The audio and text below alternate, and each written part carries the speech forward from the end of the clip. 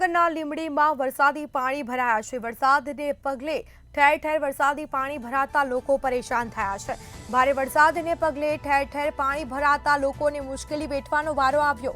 Railway station road, college road સહિતના વિસ્તારો પાણીમાં ગરકાવ થયા। બીજી તરફ રસ્તાઓ પર પાણી ભરાતા વાહન ચાલકો પણ અટવાયા છે। તંત્રની કામગીરી સામે લોકોએ રોષ વ્યક્ત કર્યો છે।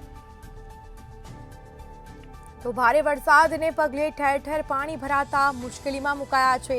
વાહન ચાલક સહિત રાહદારી પણ પરેશાન થયા છે।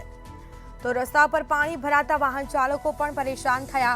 બીજી તરફ સુરેન્દ્રનગરના લીંબડીમાં વરસાદને પગલે ઠેર ઠેર પાણી ભરાયા છે, જેમાં railway station road, college road સહિતના વિસ્તારો પાણીમાં ગરકાવ થયા છે।